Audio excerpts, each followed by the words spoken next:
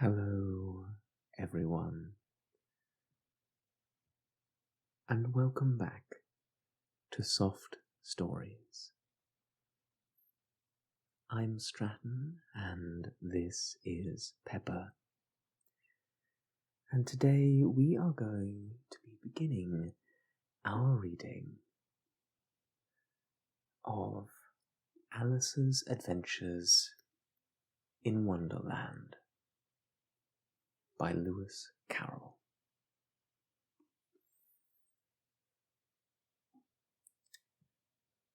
I received a comment in my last video of Mary Poppins suggesting a reading of Jane Eyre.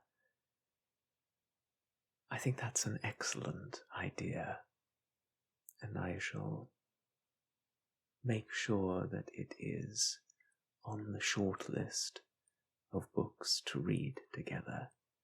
I know that there are a couple of others that have been recommended to me by viewers, so thank you all for your suggestions. I really appreciate them. Now, without further ado, let's dive right in with Chapter 1, Down the Rabbit Hole.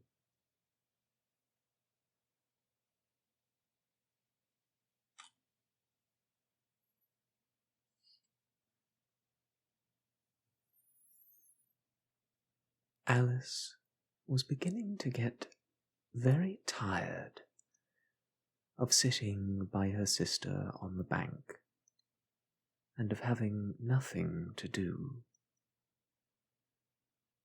Once or twice she had peeped into the book her sister was reading, but it had no pictures or conversations in it. And what is the use of a book, thought Alice, without pictures or conversations? So she was considering in her own mind, as well as she could, for the hot day made her feel very sleepy and stupid, whether the pleasure of making a daisy chain would be worth the trouble of getting up and picking the daisies, when suddenly a white rabbit with pink eyes ran close by her.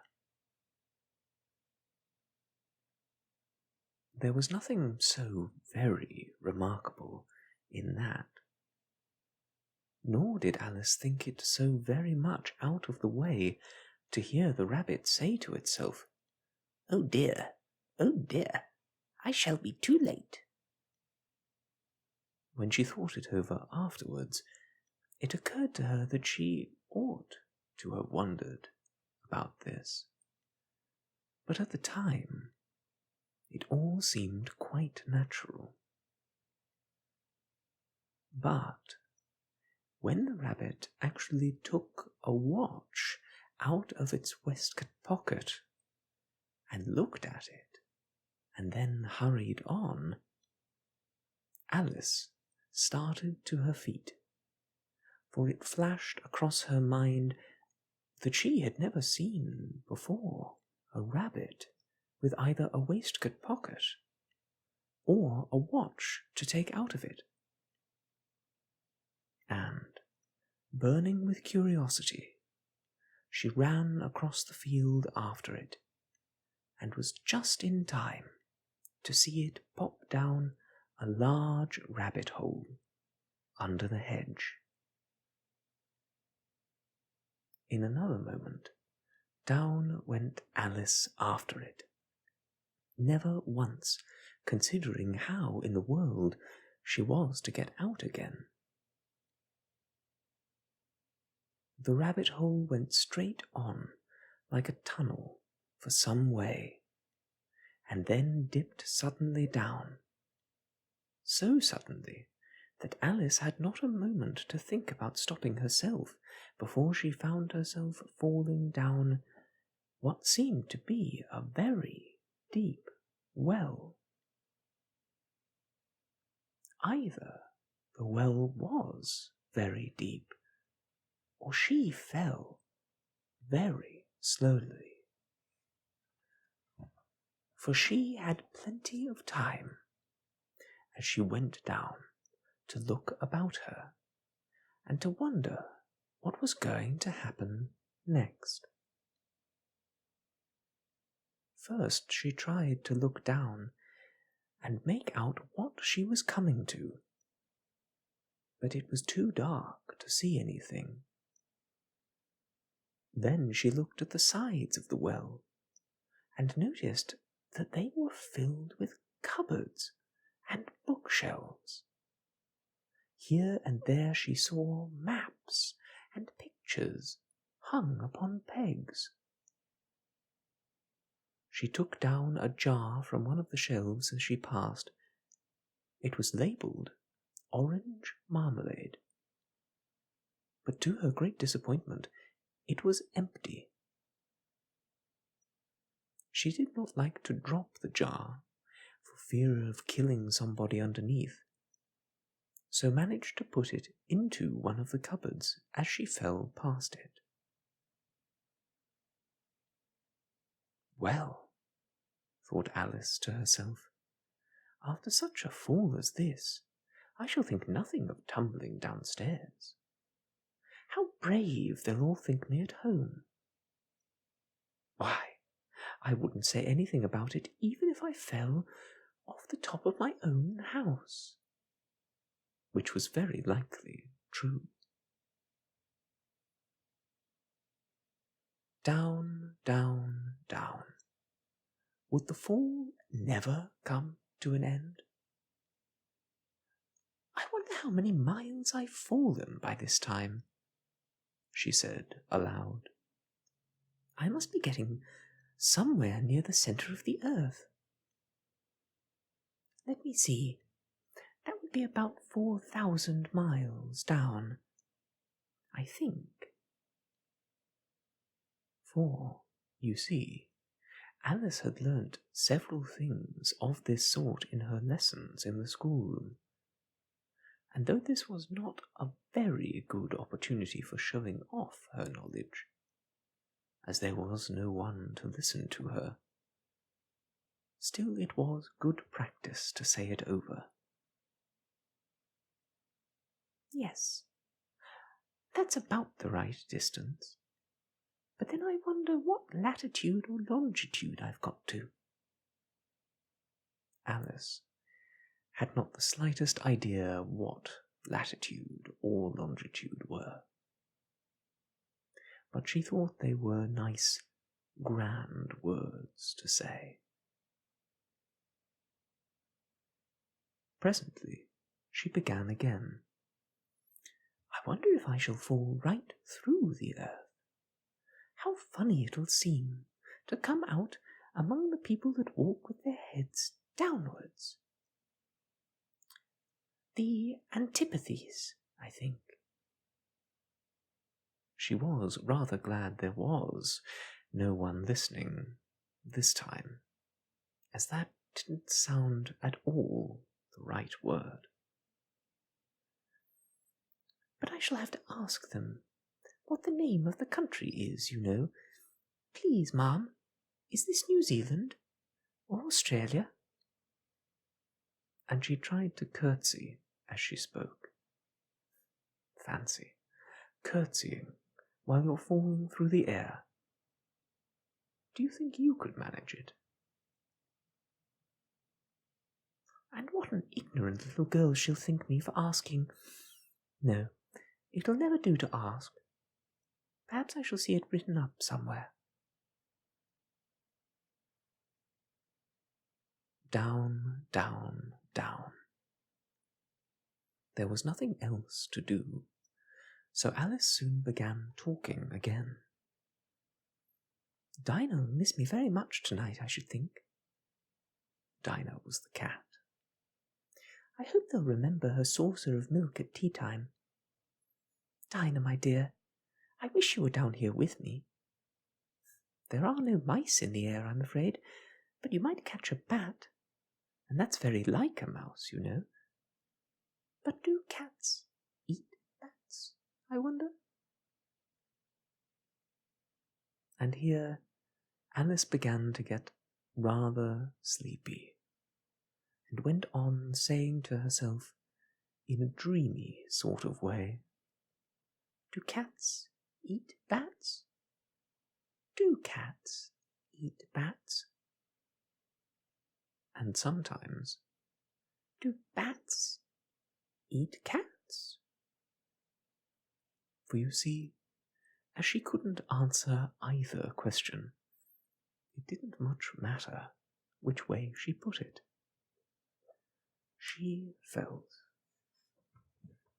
that she was dozing off, and had just begun to dream that she was walking hand in hand with Dinah, and was saying to her very earnestly, Now, Dinah, tell me the truth. Did you ever eat a bat? When suddenly, thump thump, down she came, upon a heap of sticks and dry leaves, and the fall was over. Alice was not a bit hurt, and she jumped up onto her feet in a moment. She looked up, but it was all dark overhead. Before her was another long passage, and the White Rabbit was still in sight, hurrying down it. There was not a moment to be lost. Away went Alice like the wind, and was just in time to hear it say, as it turned a corner, Oh, my ears and whiskers, how late it's getting. She was close behind it when she turned the corner, but the rabbit was no longer to be seen. She found herself in a long, low hall, which was lit up by a row of lamps hanging from the roof. There were doors all round the hall, but they were all locked. And when Alice had been all the way down one side and up the other, trying every door, she walked sadly down the middle, wondering how she was ever to get out again. Suddenly she came upon a little three-legged table, all made of solid glass. There was nothing on it but a tiny golden key, and Alice's first idea was that this might belong to one of the doors of the hall. But alas, either the locks were too large, or the key was too small. But at any rate, it would not open any of them. However, on the second time round, she came upon a low curtain she had not noticed before, and behind it was a little door about 15 inches high. She tried the little golden key in the lock, and to her great delight, it fitted. Alice opened the door and found that it led into a small passage, not much larger than a rat-hole. She knelt down and looked along the passage into the loveliest garden you ever saw.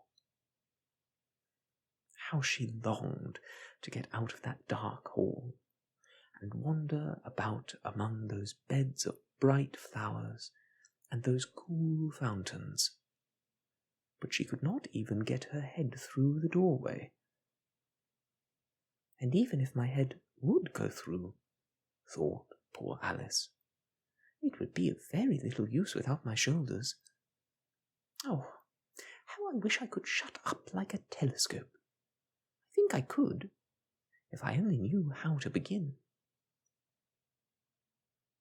For you see, so many out-of-the-way things had happened lately that Alice had begun to think that very few things indeed were really impossible.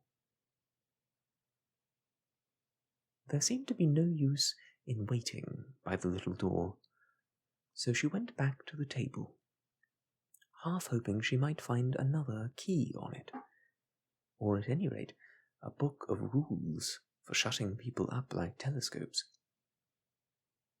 This time she found a little bottle on it. "Which certainly was not here before," said Alice. And tied round the neck of the bottle was a paper label with the words "Drink me" beautifully printed on it in large letters. It was all very well to say "Drink me," but the wise little Alice was not going to do that in a hurry. "No, I'll look first," she said, "and see whether it's marked poison or not." For she had read several nice little stories about children who had got burnt and eaten up by wild beasts and other unpleasant things, all because they would not remember the simple rules their friends had taught them, such as that a red-hot poker will burn you if you hold it for too long, and that, if you cut your finger very deeply with a knife, it usually bleeds. And she had never forgotten that if you drink much from a bottle marked poison, it is almost certain to disagree with you, sooner or later.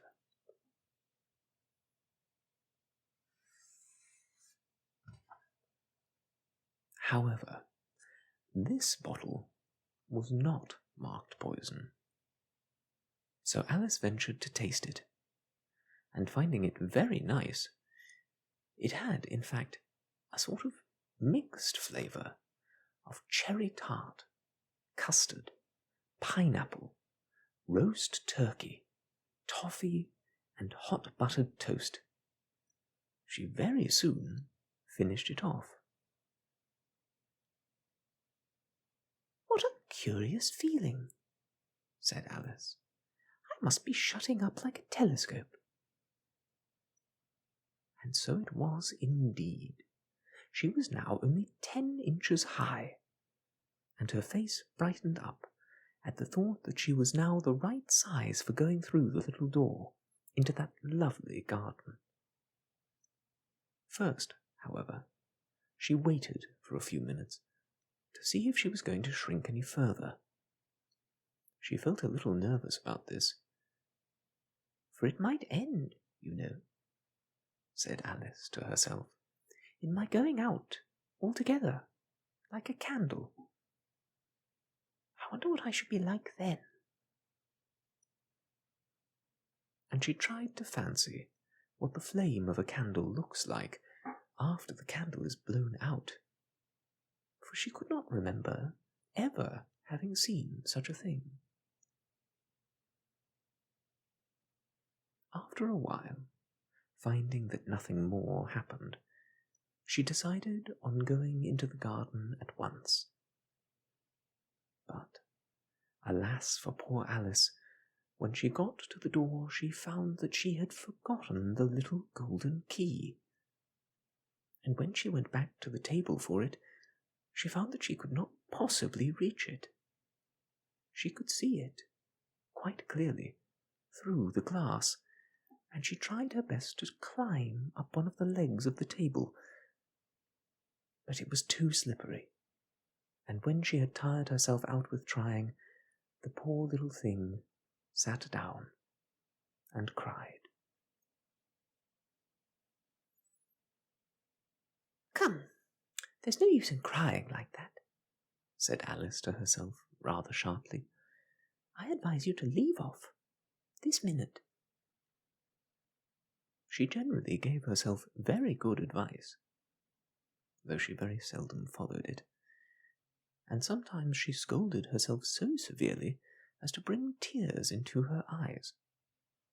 And once, she remembered, trying to box her own ears for having cheated herself in a game of croquet she was playing against herself, for this curious child was very fond of pretending to be two people. But it's no use now, thought poor Alice, to pretend to be two people. Why, there's hardly enough of me left to make one respectable person. Soon her eye fell on a little glass box that was lying under the table. She opened it and found in it a very small cake, on which the words "Eat me" were beautifully marked in currants. "Well, I'll eat it," said Alice, "and if it makes me grow larger, I can reach the key, and if it makes me grow smaller, I can creep under the door. So, either way I'll get into the garden, and I don't care which happens." She ate a little bit, and said anxiously to herself, "Which way, which way?" holding her hand on the top of her head to feel which way it was growing, and she was surprised to find that she remained the same size. To be sure, this is what generally happens when one eats cake, but Alice had got so much into the way of expecting nothing but out-of-the-way things to happen that it seemed quite dull and stupid for life to go on in the common way. So she set to work, and very soon finished off the cake.